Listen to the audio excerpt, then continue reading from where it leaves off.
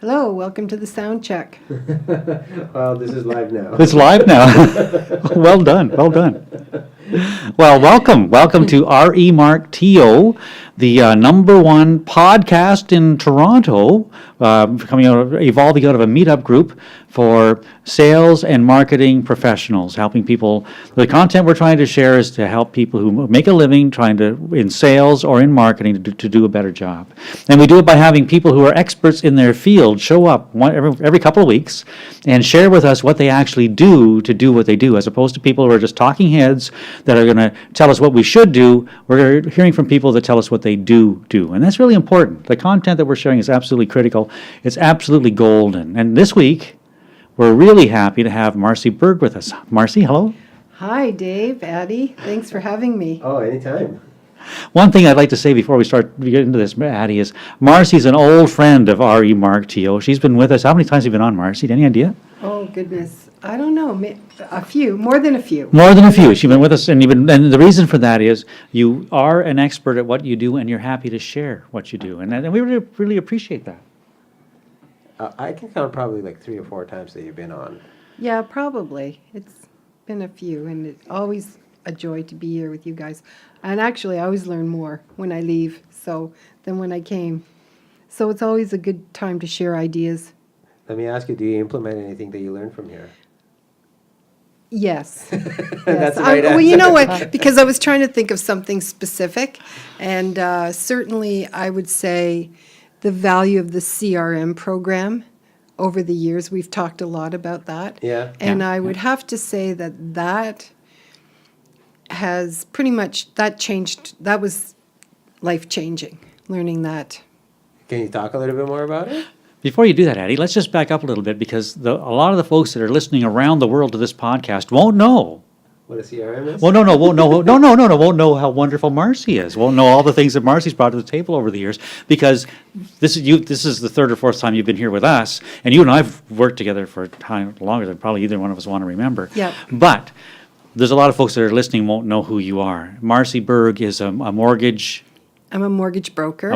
broker, Yes. and before the internet, you were a mortgage broker.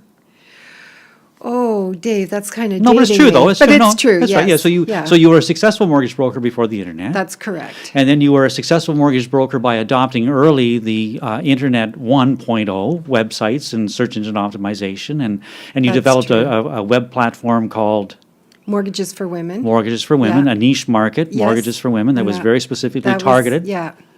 And that was a lot of fun and very successful. Totally. And Yeah.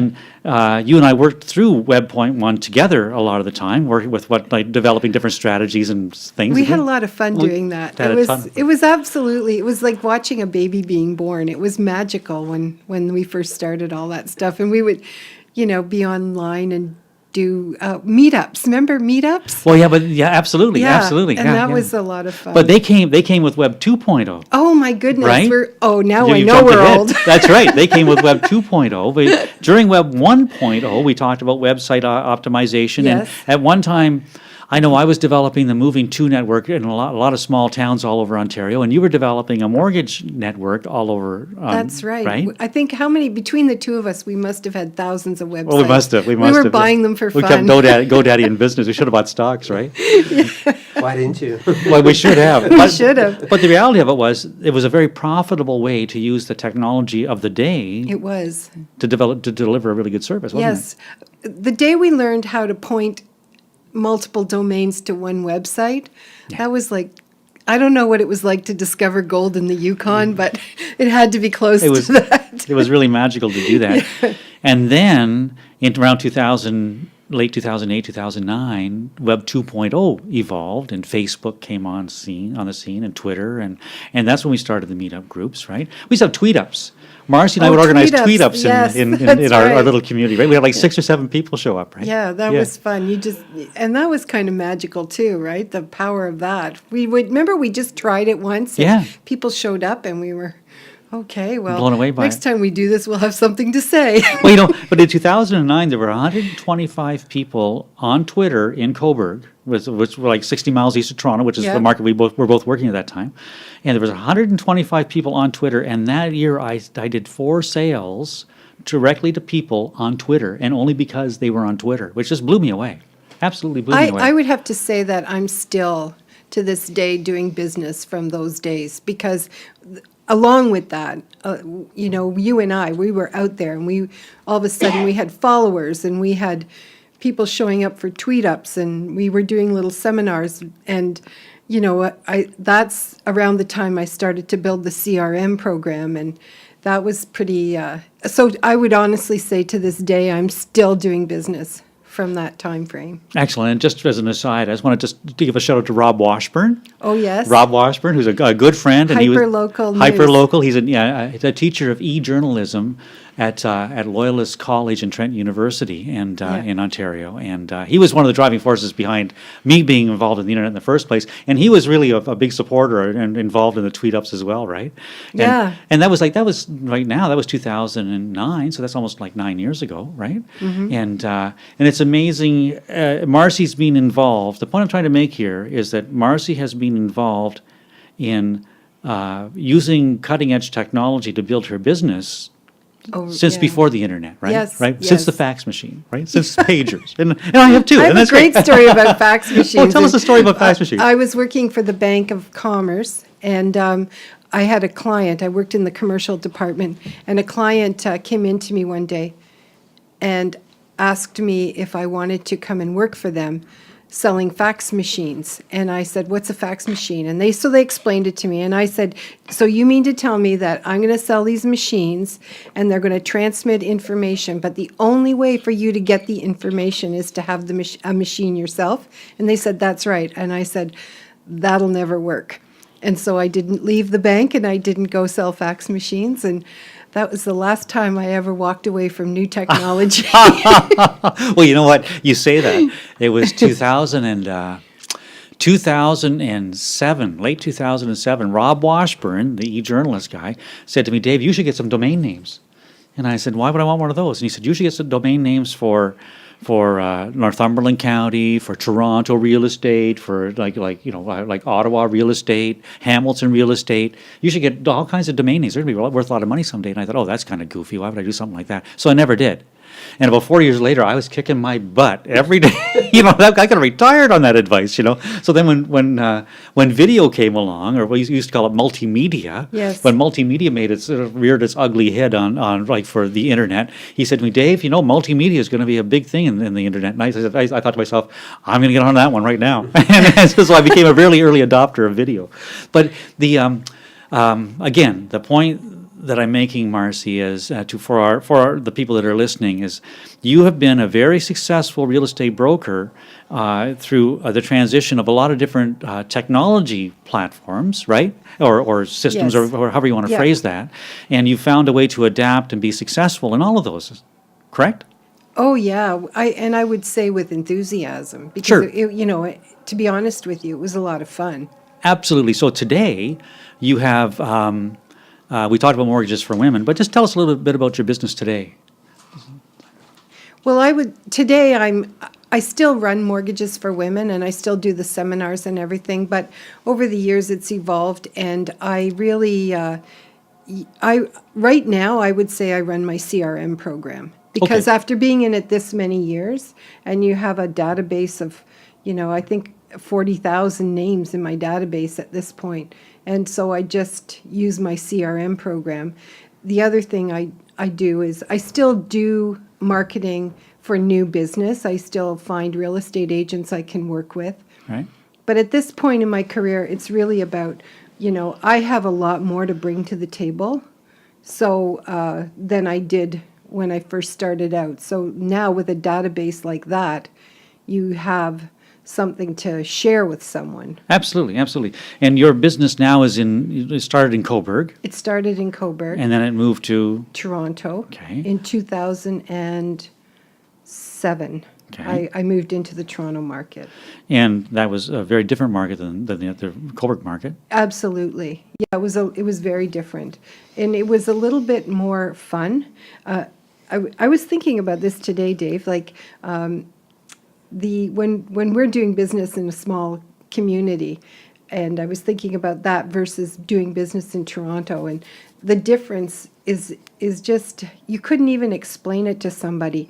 I mean, in Coburg, you can do I'm sure you sell a house, somebody comes to your office, you're sitting in the room with them, and after they leave your office and you're at the office in Coburg, 5 people will come up to you and say, I went to school with them, or, I knew their father. I played hockey with them. That's right. Yeah, that's right. There's always a connection. Whereas in Toronto, you don't have that.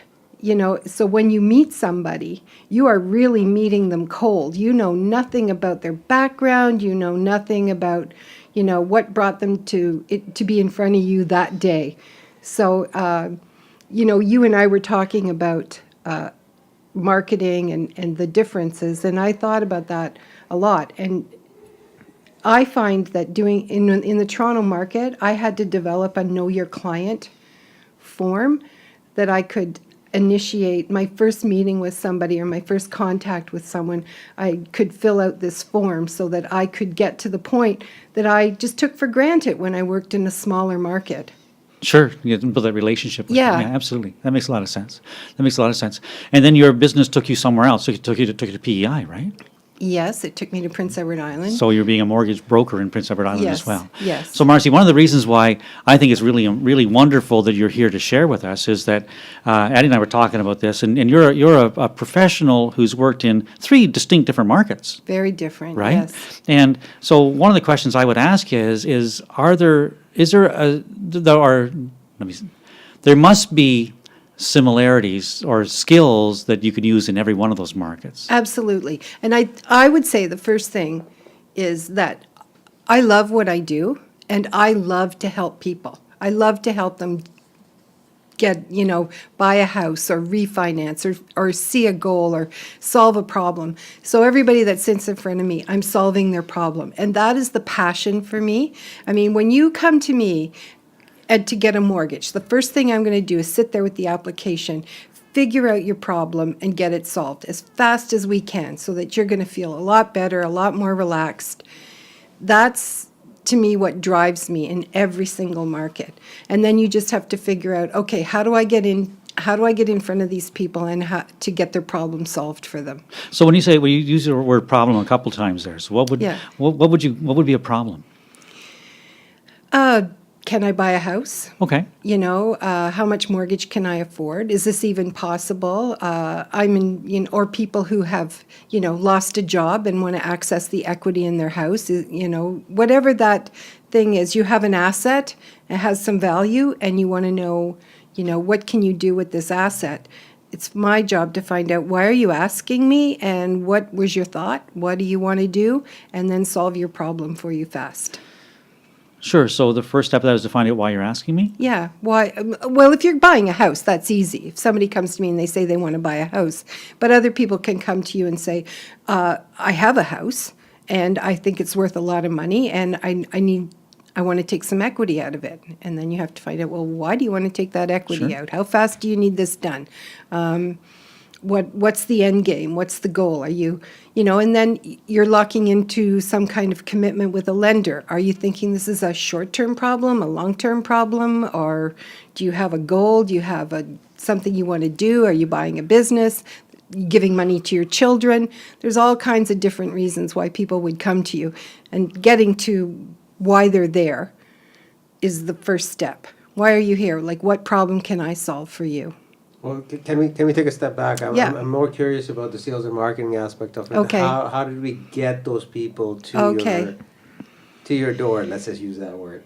So, what type of marketing do you do? Like, well, what's your go-to process that you go through? Like, I know you talked about like you've been in the market you've been in internet marketing for a little while, and you've generated a big list from there. Right. I know you do a lot of tribe marketing, if I can use that word, Yes. where you actually send a message out and you have your tribe rally around it. That's Can you right. talk a little bit more about that? Well, if I have a, if there's something going on in the marketplace and I see an opportunity for self-employed people to get into the market. I have connections online. I belong to groups online, and I will go to that group and I will tell them, I have this is a short-term thing, or this is a mortgage rate that's available. I don't know how long it'll last. And I tell those groups that it's pertinent to, and they spread the news for me. That's a very effective way of marketing. Word of mouth. Yes. Word of mouth. But with social media, you can build a tribe that's hundreds and hundreds of people. Sure. There was just coming in today, I was listening to a podcast on in the van as I was driving in, and it was about word of mouth advertising, and the guy that buzzwords, right? Like buzzwords bingo, all that stuff, right? He described it as being you have to find an operational differentiator for yourself. I thought, I said, what a mouthful that is, right? But what it was something that you do as opposed to something that you say, right? Right. So when you find a product, or as you say, like something that you think will apply to a certain number of people, you pass that along, and you have credibility because the people you're talking to recognize that what you're telling them is true and has value, right? Yeah. And so that's the operational differentiator for you is you care about what you do, you've demonstrated that, and when you deliver that service to people, they pass it on to someone else, right? Right. And that's such a valuable and golden way to make a living, like to build your business, isn't it? It is. And, like there's people talk about, if I go back and I think about BNI groups in the day, right? Where you go and you exchange referrals.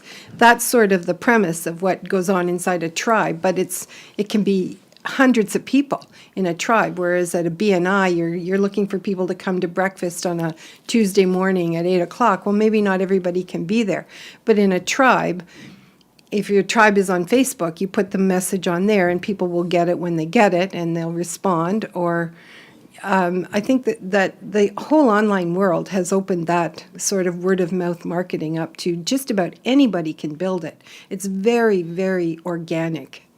We were talking about tribe marketing, basically. Right. So Yeah. you got in, obviously you had your domain names and you were doing all that work, and then you got involved with having basically getting into social media. I would imagine that you're one of the early adopters of social media.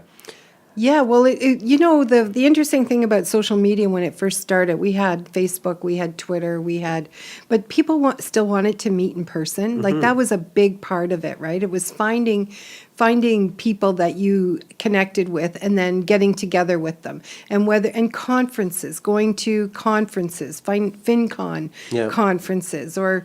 There was, I came in at a time when the mummy bloggers were huge, and they had a lot of conferences, all over Toronto. There was Blistum, there was a lot, and I would go to all of those. And really, I was not there to sell mortgages. I was there to have fun and meet people of my own my own value system, and we learned a lot. We got together, we heard speakers, we talked about social media, we connected, we met offline, online, and so it was really easy to build tribes in those days. I don't know what that would be like today, but I would think that it's still out there. It's just a matter of finding your group.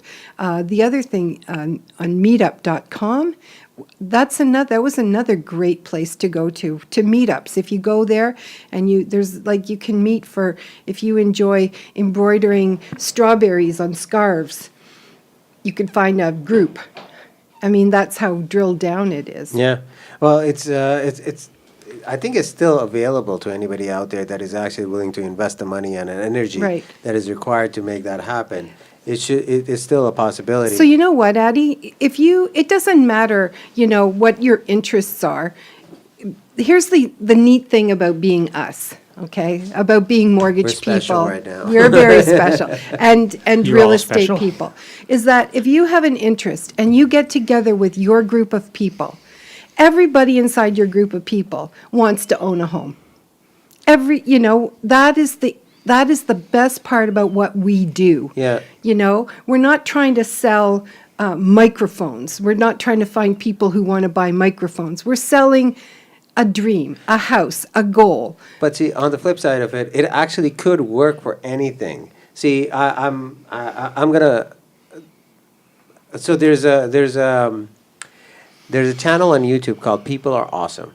Okay, and in there you have people that have the weirdest skill, talent, whatever you want to call it, or something that they're really, really good at that they post about what they can do.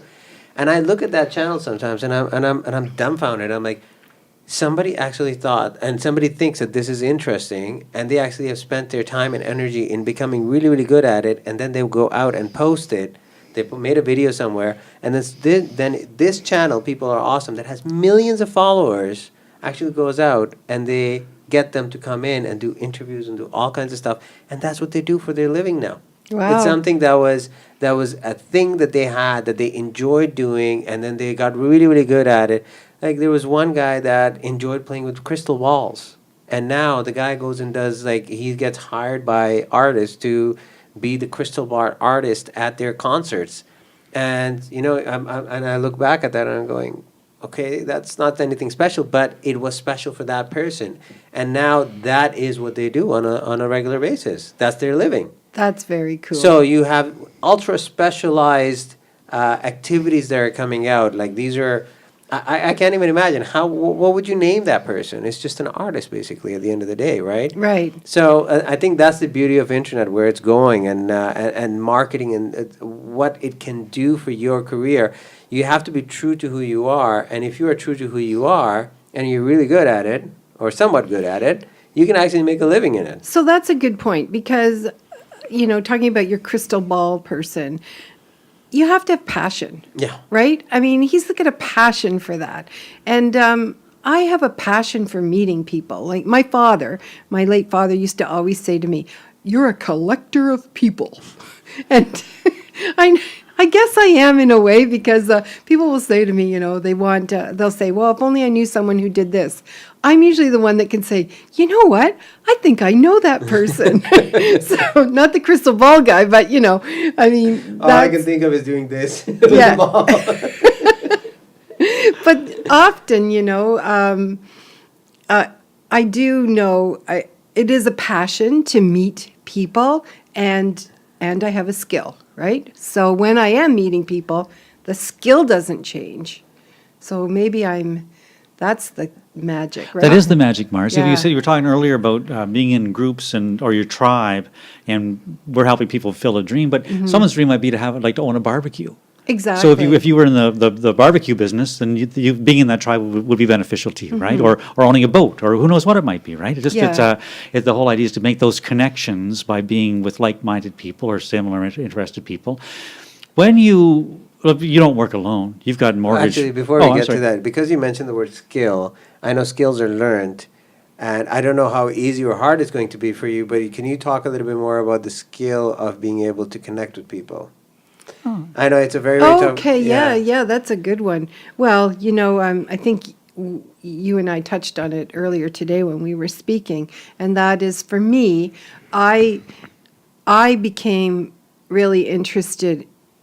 I don't know if I should talk about this, but I became really interested in the Myers-Briggs, right? And what people are like, because everybody is unique. So I got really interested in what are people like, and I learned about this. I read a ton of books on the Myers-Briggs, and I learned what kind of a personality I have. And so sometimes when I'm in a situation and somebody says something that I find terribly offensive, I can go, oh, I know. You're a thinker, Marcy. Just let this go, and they might be, something that's, the way they've sent the information, the way I've received it, it's not personal. So I got really down and studied this and everything. And now when I sit with people and I'm connecting with them, I'm mindful of that. I'm mindful of, if I say something and they snap back, I go, ooh, okay, they're probably they're big J in their, in their Myers-Briggs, so I better not give them anything to trigger the J, because I'm not a judger, I'm a perceiver, so. So that's the JNP at the end, Yeah, of it, right? at so the end. How does it usually go? So ENTP kind of thing? Yeah, the two at the ends can change throughout your life, so you can be extrovert, introvert, you can change, that'll change. and at the other end, you're judging and perceiving changes as well. But the two letters in the middle are your blueprint. Yeah. And that's where you sort of get to know who you are.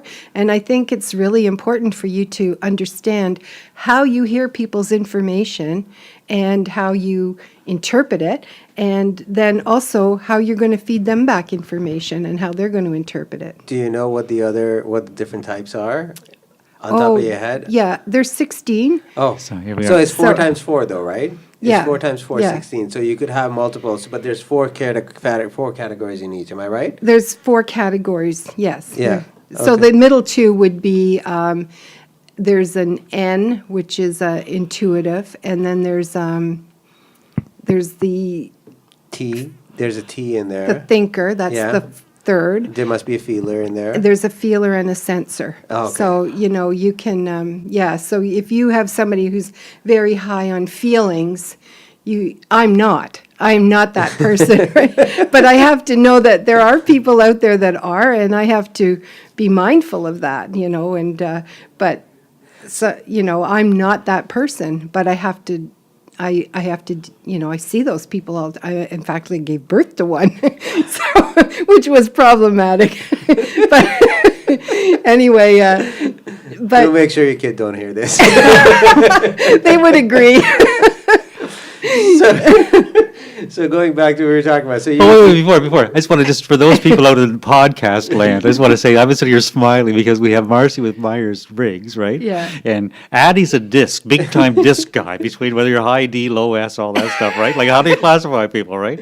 And here I am, I'm just the guy who says, what are you talking about? I just go by the seat of my pants, so You're spending way too much time analyzing people here, so maybe we should explain everybody what we're talking about. I don't know.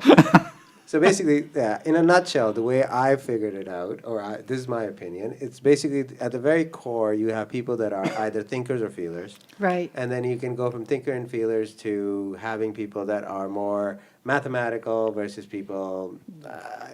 I don't have an easy way of explaining it. I don't have a PhD Yeah, at the end of my name. right, exactly. Yeah. I don't either. But yeah, you have people who get offended easily. Mm-hmm. You have people who want to be liked. You have people who, they want to help other people, or they're nurturers, or they're, some people are not nurturers, and you have to be mindful of all of those different types of people when you're out there and you've got a big melting pot and you're in sales. It's about them. you Yeah. know? So then, Marcy, do I understand it from Addie too? What you're saying is it's absolutely critical to be successful at sales, to be able to understand people, read people, Well, I or think you however. have There's to all kinds of like different things. people, and Oh, then absolutely. Yeah, sure. you have to really like it, and you have to enjoy the differences, and you Or you don't have to enjoy them; you just have to understand them. You have to understand because there are people, and this is like That's an important distinction. Well, absolutely, because there are people that I think I don't have all the letters that I know, Right. but I'm really good at reading people. If there's one thing that I'm able to do, I read people really well. And there's Okay, lots of people I won't work So with. here's the thing, Dave. I am not good at reading people. Okay. I am not good at it at all. And so you would be like a censor. I'm not a censor at all. I have no, I That's not sensei. That's sensei. Sorry, my mistake. I'm the type of person that I could have a conversation with you today, and I would walk away saying, "Oh, it was so great to see Dave today," and then I could run into someone and they say, "Wow, I saw Dave. You really pissed him off," and I'd be like, "What?" Oh, really?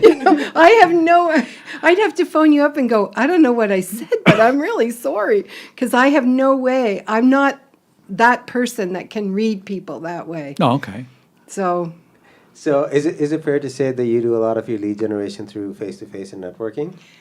I would say I probably would initiate my networking online, Okay. but I do believe in the old adage, if you're going to be popular, you can learn everything you need to learn. You can learn from the Rolling Stones. You better tour. Right on. So you're 60 miles east of Toronto. You're pretty much 60 miles east of Toronto. Well, I'm too. in the Cobourg market and the Toronto market. Yeah, and you're in PEI And now Prince too. Edward Island, yes. Yeah, that's amazing. Yeah. So can you talk a little bit more about, so you start with, obviously you have a big list, then you Yes. go into face to face, and then we're talking about personality. So when you're actually meeting up with different people, you're engaging them, you're being interesting and interested in what they have to say. What's the next step? Like how do you bring them along into I think that's the most important part. Like you have to build your CRM. You have to get them onto a process. You have to, if somebody owns a home and you're talking to them and you say to them, when your mortgage comes up for renewal, would you be interested in letting me have a look at it? And then you have to build a very good CRM program where you have that information is delivered to you, back to you on a timely basis. So in the morning I get up and it tells me, so-and-so is having their mortgages coming up for renewal in 6 months. And so I'll open up the file and I'm reminded, when I met them, who they are and everything. And then I'll send them an email and I'll say, are you interested in looking at this? And if they say no, I'm fine. But most people will let you have a look at it. And but it's what I do, right? So when people meet me, I need them to know what I do for a living. Like this is what I do. And it's not that I do mortgages. It's that I help you solve your problems. Because nobody wants to talk about their money. Nobody wants to talk about it. Absolutely. So, sounds like. Can you tell us a little bit more about the CRM system you're using? Well, first off, what do you like? CRM may have different names as well, right? Yes. Oh, so, yeah. so just You're, like your database. Yeah, my CRM. database, yeah. Well, here's an interesting thing. Through all my life, I used Outlook for my CRM program. And then I learned how to code because Dave forced me to learn. Remember, I used to try to Yeah. get you to make me one-page websites. Yeah. And you would get so mad. So I didn't get mad. Well, you you just know. thought like you can't read people. That's all. But I used to say to me, it's not that simple. And I would think, how hard can it be? So I had to learn. I learned code, and now I laugh because I know like making a one-page website is a big deal when you sell real estate and you're not a web developer. So anyway, I could add things that I wanted to my Outlook, but I outgrew it. Yeah. So I did. At what point did you outgrow it?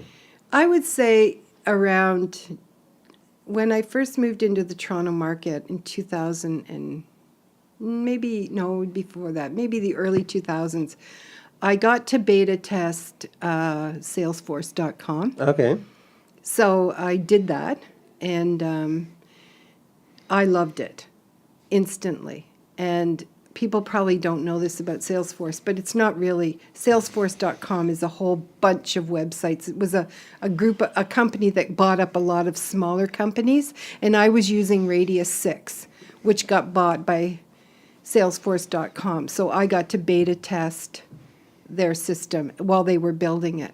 And I still use it to this day. I'm not a beta tester anymore. I do pay for it now. But it's pretty slick, and it's probably for me. I belong to Premier Mortgage, and they have one in-house. And I'm slowly looking at it, and because I don't have to pay for it, and I'm slowly trying to migrate my stuff over. But I'm a creature of habit. Mm-hmm. So change for me is, I don't always want to make the change because I have a little routine and. It's something that you touched on. You outgrew it, which is very, very important for people to realize that. So in today's market, do you remember how many contacts you have when you outgrew it, the Outlook? Oh, yeah, probably at the point 10,000. It was 10,000. unmanageable. Wow. And it would have been manageable had I planned it for 10,000, That's more than correct. 10,000, Yes. but I didn't. Yeah. And at that point, I needed somebody who had made a plan for a bigger system. Marcy, 10,000 is a huge number. Yeah. A huge Yeah. number for the people that are listening. It's just a massive Yeah. number. And again, my focus is real estate because that's what I do. Mm-hmm. And I know that it's possible for a real estate agent to have a very successful business with a CRM with 150 or even 200 people in it. Yeah. So the 10,000 people in your database, were they all people who had mortgages?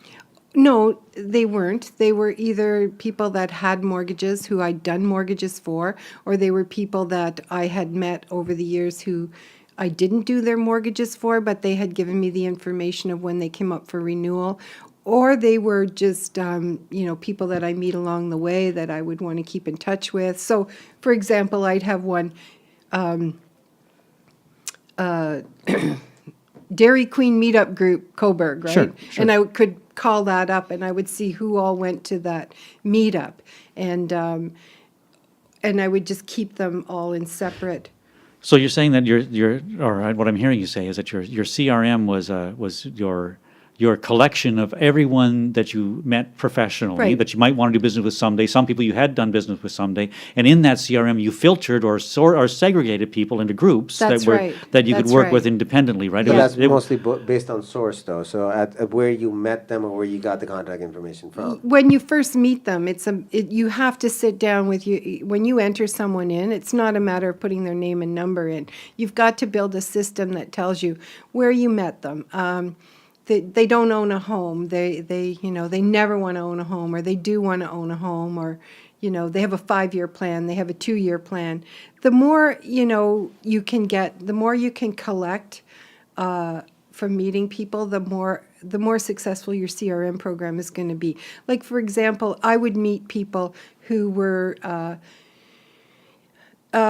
just starting out in their careers, or they had a job. Let's say, we're in Coburg and someone has a job and they're working at Horizon Plastic.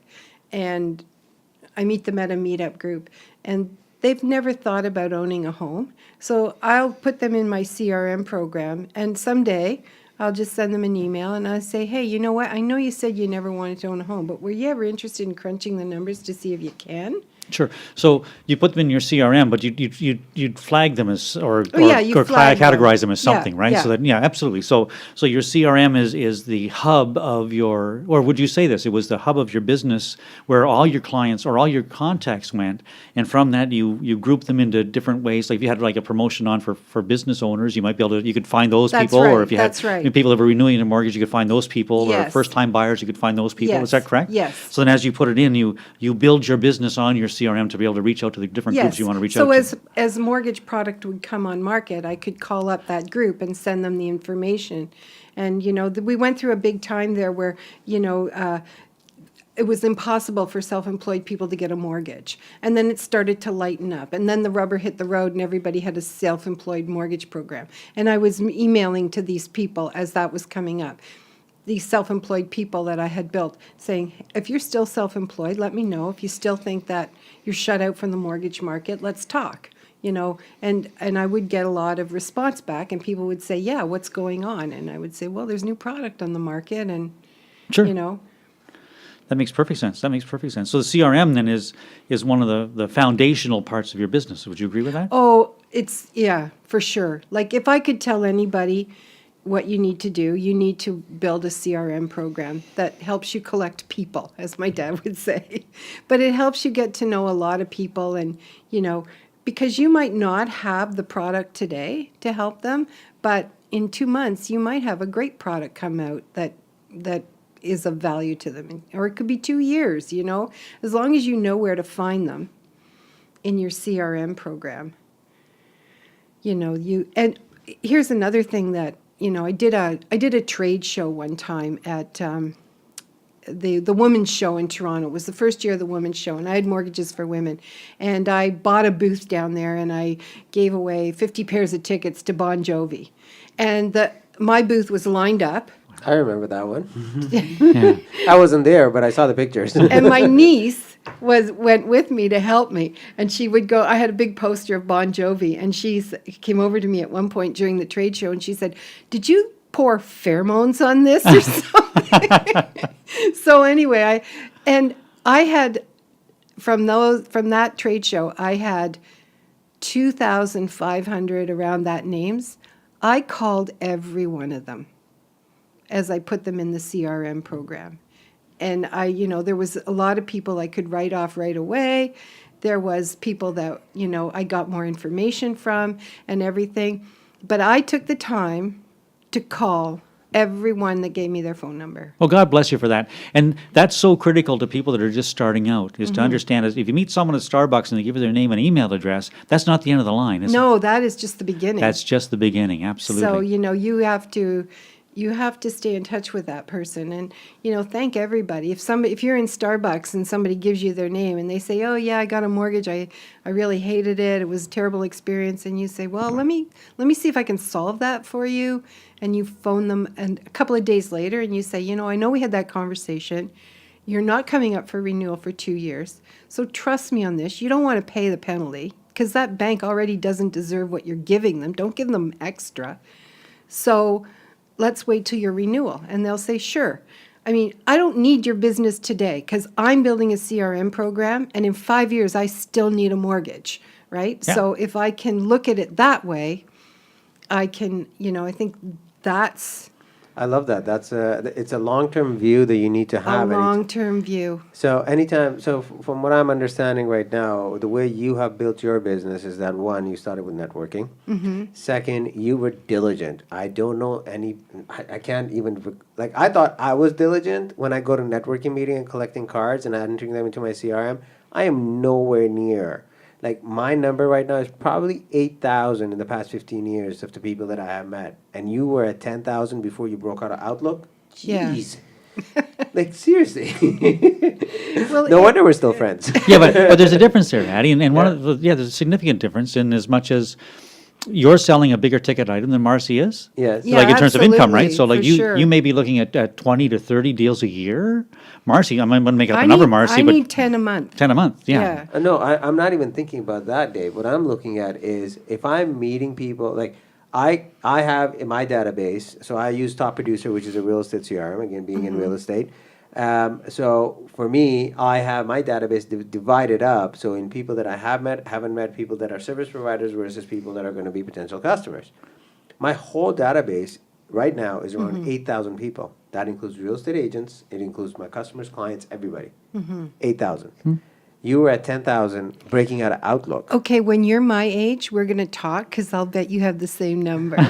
Maybe I just don't want to meet any more people. Well, that's See anybody. Well, it depends on the market, the business you want to build as That's well, right. right? Like Yeah. I've never, like I personally, I wouldn't be anywhere near that number. But I'm very selective with the people that I want to continue to communicate with, right? And that's what's important for people to remember is there's a lot of different ways to do it. There isn't just one way Yeah. that works, right? But you have to be with all of them. No matter how we run our databases, I'm sure we're all almost as diligent. We all reach out to them. We all, like, it's all organized. It's not just a bunch of random names and phone numbers. Right. They're all people that 10,000, you may not know them all if you met them at the grocery store. no, but, I you wouldn't know but- them. I don't think they'd all buy tickets to my show. Either. Exactly, Even if I was the Rolling Stones. Absolutely. But we all have a definite strategy for implementing or for Yeah. using that database. And that's what's important. It just Right. it can't be accidental, right? Well, and the other thing is that I need a lot more. I need a lot more referrals to make my living. And the other thing, like, you have mortgage agents who run around and they try to serve as real estate agents. Here's the reality. I come to you and I could be the best mortgage broker that ever walked the face of the earth. How many deals a year do you have to give me? Maximum 30. There you go. That covers 3 months' work for me. Well, as long as we Okay. make donuts, we don't care. Yeah. But here's the other thing. You could be selling $1 million house. Yes. And they could need a $250,000 mortgage. That's correct. Okay? So there's a big disconnect between what you're doing and what I'm doing. So maximum 30, that would make you probably the best agent I ever worked with in my entire life. Most real estate agents, the best real estate agents in my group, send me 5. And it sort of makes sense because obviously, if you're looking at it from a business perspective, because you could either go after the consumer yourself, in which case they would be doing something what you're doing, which is Right. going out and meeting people yourself, building up a database, and then connecting with them on a regular basis. Or you could go out to the service industry or parallel service industry that actually does something that is very, very similar and is complementary to what you're offering. So a real estate agent. So if you build relationship with real estate agents, and again, this applies to any other, it could apply to other industries too. So if you're an insurance agent, for Yep. example, if you're somebody that provides real estate insurance, so home insurance for properties, you could be looking at connecting with real estate agents. You could be connecting with mortgage brokers, and you would building up your network. So I want to take a step back again. I know we're having really, really interesting conversations over here, but I want to take a step back and talk about when you decided to walk away from Outlook. Like that's still like you said 10,000, but it wasn't organized very, very well. No, So, because I never planned it for Yeah. that many people. so nowadays, if somebody's looking to do something similar, they could be looking at doing something like a Gmail. So a Gmail suite, Gmail, G Suite, or Gmail. They also have options like Office 365, where it will support up to. I don't think there's a limit over there. Like my account right now in G Suite right now is probably around the 8,000 Okay, so mark. here's what I would say, looking back. If you're going to build a CRM program, you need to pick one that you can add a field, and that field would be added to every account that you ever had. In Outlook, that didn't happen. Okay. So I couldn't all of a sudden say to Outlook, I want to know everyone who's self-employed and doesn't have a mortgage yet. I couldn't do that. I could ask for who doesn't have a mortgage, and then I could ask for who's self-employed, and I could get two printouts and start with a pen and cross-section them, right? That was, but this Outlook is from like 1989 maybe, or, Today's Outlook is much different. today Obviously. it's much different, for Yeah, sure. And it's web-based. In fact, my Outlook that I had with all those names on it is not even online, because I won't put it on the internet. Oh, because it's the PST file, isn't it? I know what those are. And, well, the other thing is that it's so sacred that I turn that computer on maybe once a day and go, or maybe 3 or 4 times a week, just to glean some names and just to see what's on there. I put in a date, and I'll say, go back 5 years today and see who all closed a deal 5 years ago. And, I do still have it, but I have migrated it to Salesforce.com, but it's still like, I don't know, maybe I'm going to have a museum someday. I'll send it to the Smithsonian. So talking a little bit more about this whole process that you go through. So obviously, anytime you're meeting somebody, you're collecting a great deal of information from Yes. them, and then you're importing them into a system. Now you're using Salesforce, and from what I understand, that was this next migration that you went to after you went through Outlook. Yes. So can you talk a little bit more about Salesforce and why you chose Salesforce, and what type of activities are you using Salesforce for? Okay, I didn't choose Salesforce. It chose me. you? Okay. I chose Radius 6. Okay. And then, so what was the next part, the next question? So what kind of activities are you using it for? I know there's like the logging of information and finding the information from the past, but what additional task are you getting it to complete? I will get it to tell me, I can go in and I can ask who has birthdays in November. I can ask it, who's coming up for renewal in 6 months. And as long as, what's the old saying on CRMs? Garbage in, Garbage out. Garbage out, right? Gold in or gold out? Yeah.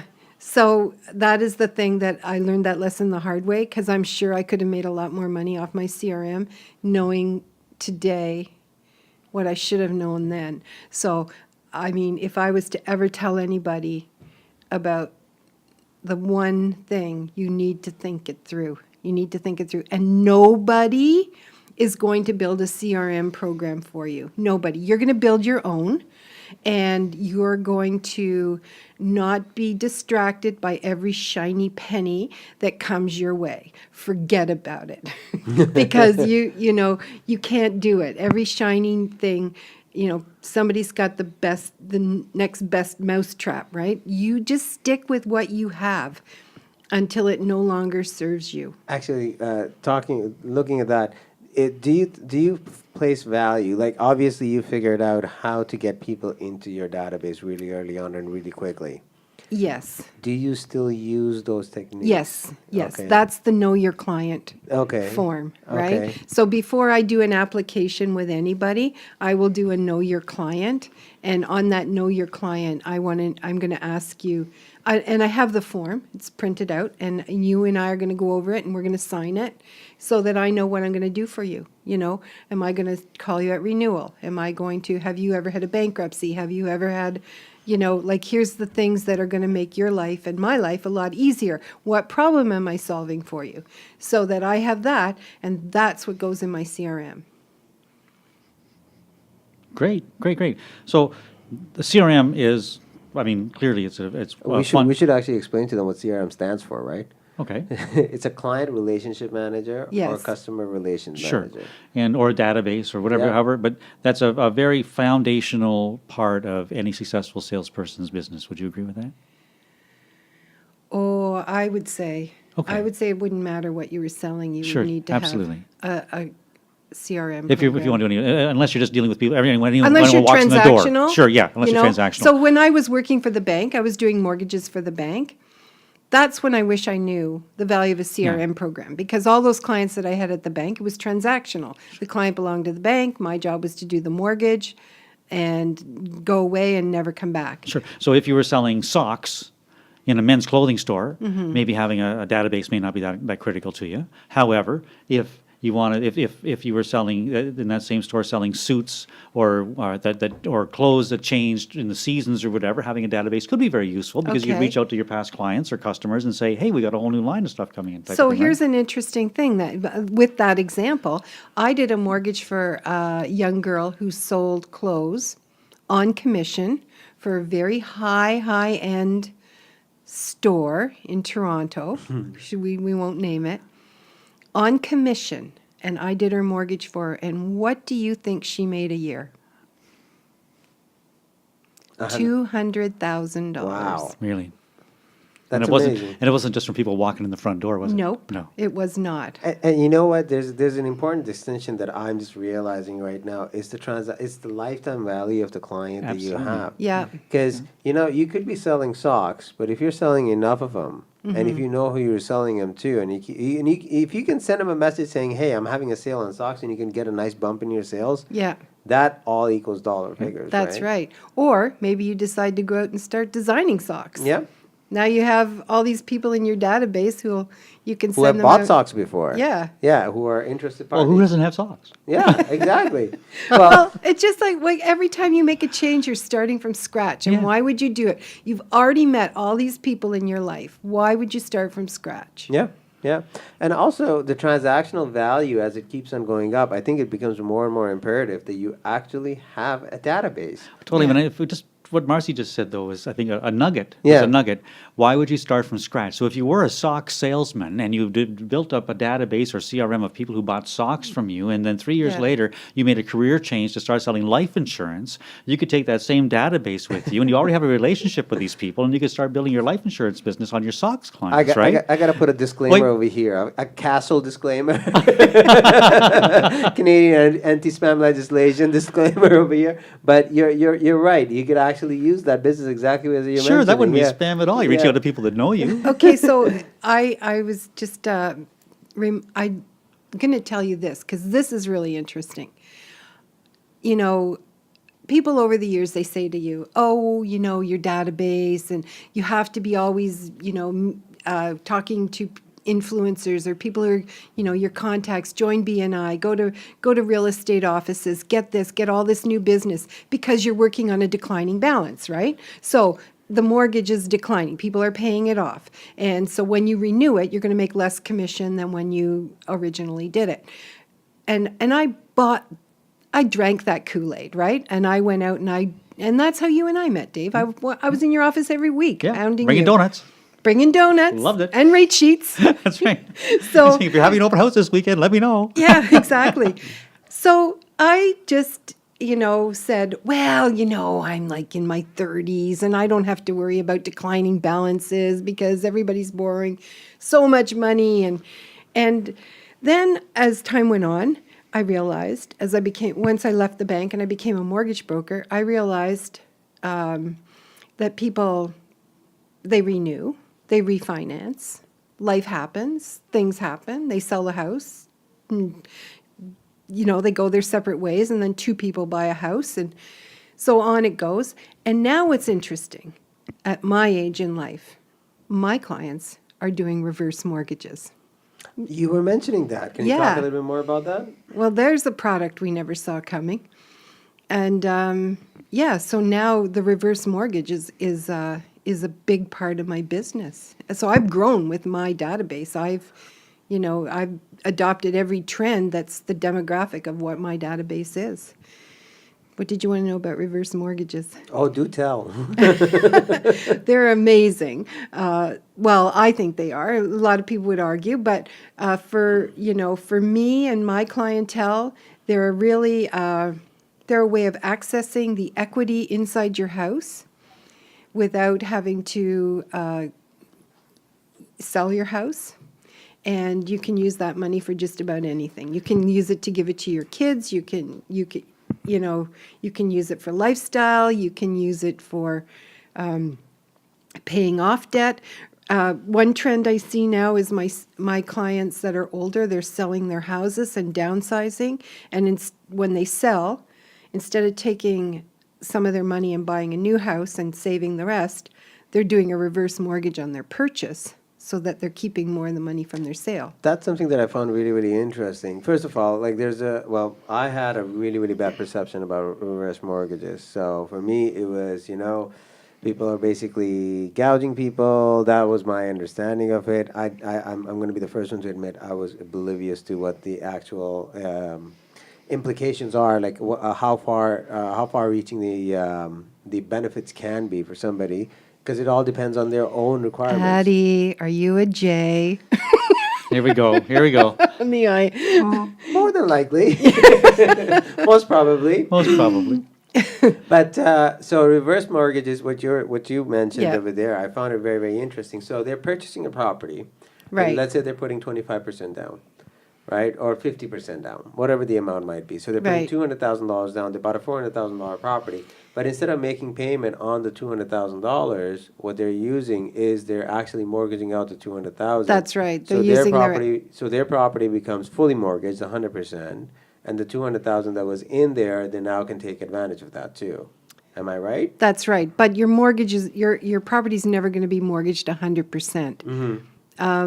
There is a formula. You Yeah. can have up to 55% of the value. So you're never going to be higher leverage than 55% of your value. Okay. And what's happened especially in the city of Toronto, is the growth of the value of the properties has outpaced the growth of the mortgages. So people are still building equity. Okay.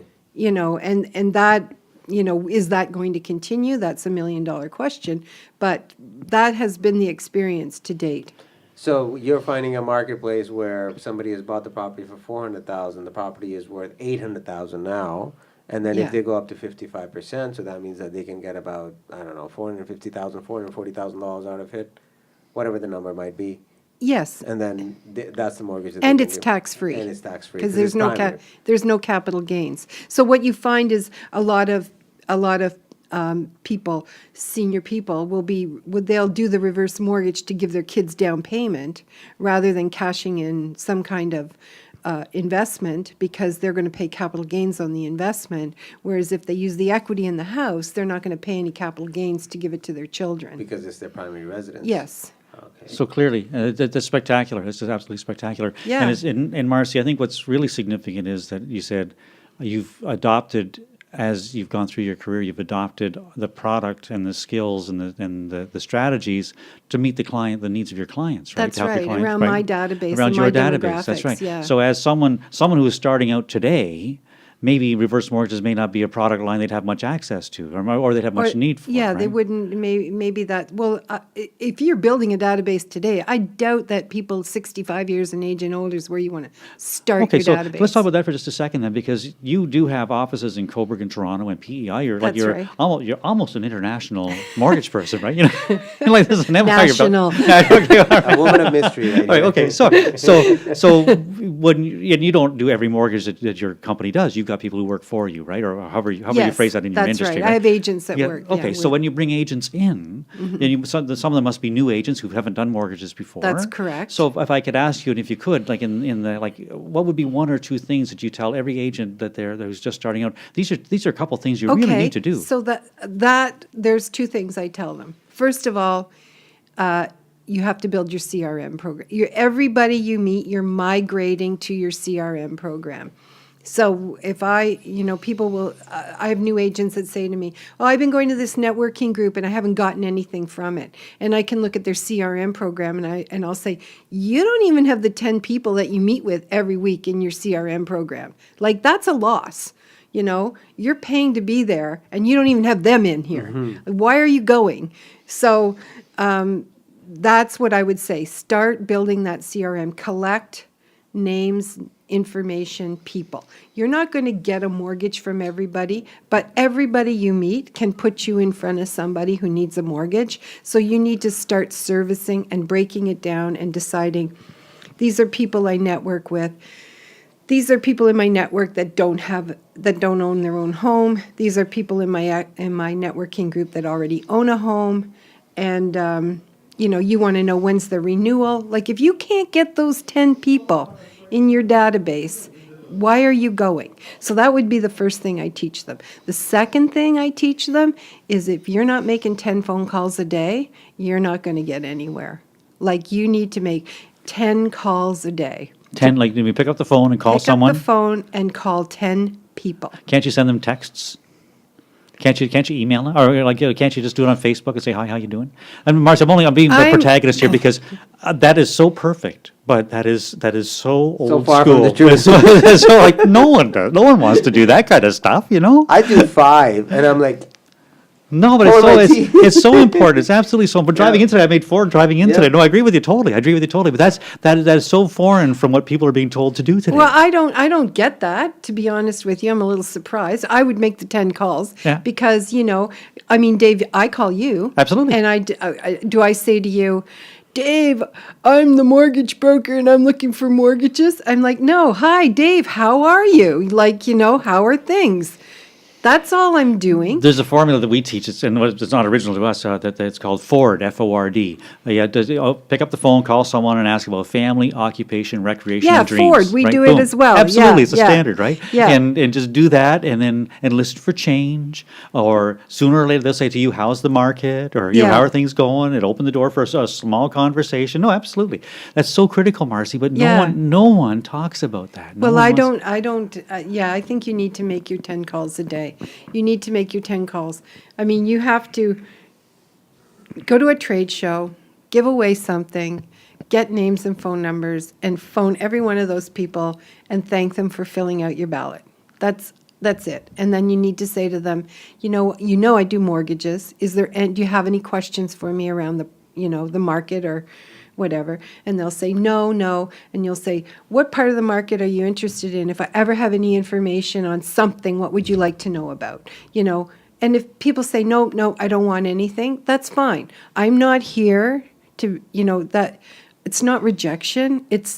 And that's what I tell people. They say, well, they're not interested. And I'm saying, one person isn't interested, and it doesn't matter, because you're not here to learn how to deal with rejection. You're just here to get 5 names in your database. And if somebody's not interested, let it go, because you don't talk to them too long, because you got to get 5 names. So cut it short. So I think that's the legwork you have to do, not going to real estate offices. I wish I had all that time back, Dave. Oh, I'd always like seeing you, but yeah. We have nothing else to do anyway, right? Because most agents weren't making the fine 5 or 10 phone calls either, Marcy. So it's the same. But sales is sales, right? And, Yeah. and what you're game. talking about is exactly the same as what the skills or habits that successful real estate people should be practicing, and probably the same as what successful carpet salespeople should be practicing. Okay, so too. the most effective thing I ever did for marketing and building the database was I had this event. I don't know, I forget what I did. I changed the name of the company, And I sent out letters to every single real estate agent, every influencer, everybody in my database. I sent a letter. And inside the letter, it said, it announced the change, and I had, I put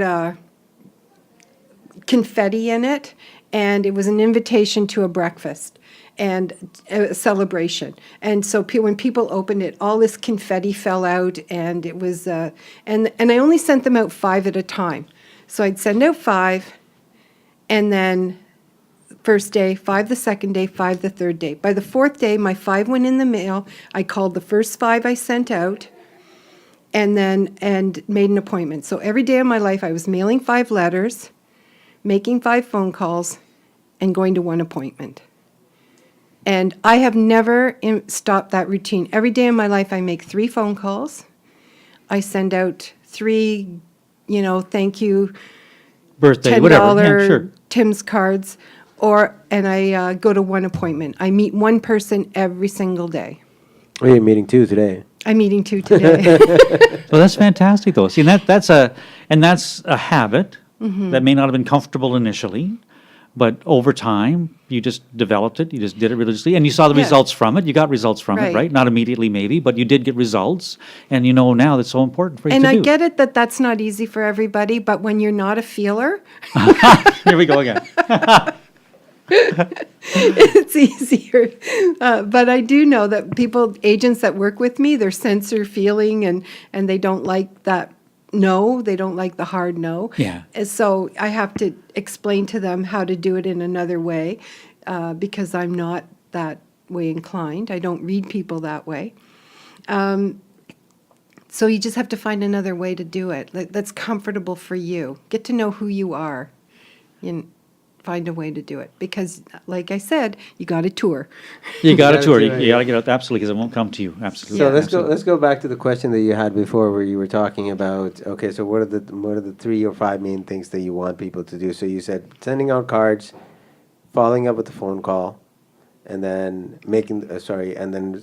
connecting with them for appointments. Anything else that you'd like to add to that? Make a big deal over something that's new. I remember one time I made this huge deal in Coburg when we came out with the 0 down payment mortgage. I made a big deal about it, and I had seminars, and people came, and I made a killing on that at that time, because now all of a sudden, all these people in my database who were having trouble saving a down payment could now buy a house. So make a big deal about it. Send a splashy announcement. Get, excited about it. About a change about some change in your market of some Yeah. sort, a product line in Yeah. your market or whatever. Yeah. It could be interest rates are going up, or it could be the prices are coming down, or it could be that there's a certain type of barbecue available Right. today. But identify something different in the market and talk about it. Is that what you're talking Yes. about? Yeah. Like right now, reverse mortgages. There's now 3 products on the market. Oh, just last year was only 1, I think. Yeah, there was only a couple of years ago. There was only 1. Now there's Yeah. 3. They're coming on as fast as anything because they got legs. They're gaining momentum, and one company is making a lot of money, and so the other lending companies will not stand for that. So they're going to come out with their own, and it's going to get competitive, and that product can only get better. So that's something to get excited about. Sure. Fantastic. So then, as you bring in new people, that's what you say to them. If someone, not to increase your competition at all, Marcy, but if someone wanted to become a mortgage broker and have their own office, is there 1 or 2 things that you might say that you wish you'd done differently, or the things that you were glad you did the way you did them? Just off the top of your head. Oh, what do I wish I'd done differently? I absolutely wish I hadn't spent so much time trying to cultivate real estate agents. All right. Okay. So then, That's fair enough. so what's another way that we could phrase that without being specific to real estate and mortgages? Would it be that you maybe mistargeted your initial thrust in the Absolutely, marketplace? Would that be absolutely. Okay, so you go into a real estate office and you think you're selling them something and you want them to buy from you. That's wrong. Partnerships. If I could teach Okay. you one thing, it would be when you go and you meet a real estate agent, it's no different than meeting other people. They become a partner and you have something that's going to help them and they've got something that's going to help you. You're partners. You're not trying to be all things to all people. Okay, good. So then, would you use the word partner and relationship interchangeably? Yes, I Okay. would. Okay, Yeah. so then what you're doing is you're building a business based on relationships as opposed to a one-way transaction type of thing. Is that right? And start to think about what you have to offer them. Reciprocity, right? Sure, That's sure. the key. You can't take, you have to give and take. Isn't that so consistent with everything everyone says about authenticity and sharing and giving and selling for all the right reasons as opposed to always constantly taking and taking and taking, right? And that's so starting off trying to build relationships, building a CRM, and developing the habits that are successful and measuring as you go, I suppose, too, is important, right? Because as the market changes, as you said, you've been able to tap into all the significant changes that appeal to your clientele as the world of finances change. That's right. So what you're doing today is very different than what you did 10 years ago, which was very different than what you did 10 years before that, or 10 years before that, or 10 years before that, or 10 years. How far should I go? That's good enough. 30. But yes, it's always changing. You have to stay current. You have to stay relevant. It's like- And you have to pick your market. Like, where do you want to be? Yeah. Yeah. So it's possible to build a successful business by design as opposed to just falling into one by accident and expect for it to continue on and on and on.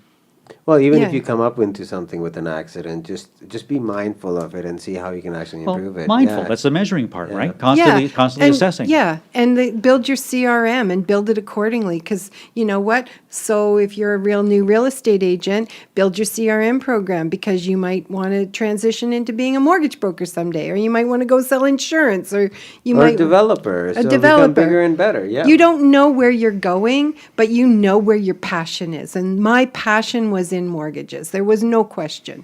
So, that's why everybody that ever needed a mortgage, I think I can solve their problem. But I got to find out what your problem is. Right. And that's your get to know your client sheet. That's your KYC. KYZ, know your client.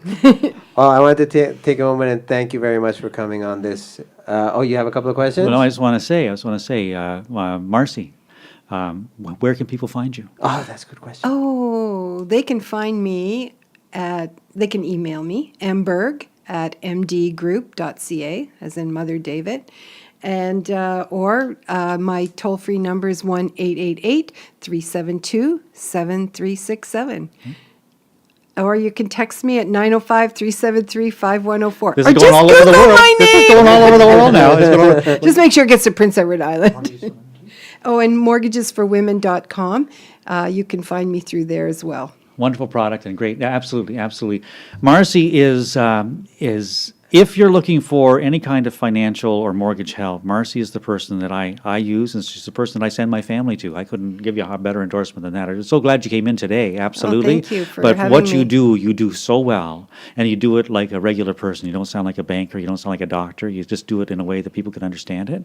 And I try to do my business that way, and I think it's really critical because you build such strong relationships with your clients, and it's they become friends. And Oh, yeah, for sure. Absolutely. And I Yeah. think that's such a wonderful way to build a business over time that it's such a pleasure for you to share that with the world as you did today. Yes. Thank you, guys. Well, I want to thank everybody, one of our listeners, for listening in on this conversation. Don't forget to subscribe to our podcast and to our channel. And as Marcy mentioned, if you have any mortgage questions, you can always reach out to her. And we hope to hear from you soon. Awesome. Thanks, guys. Take care.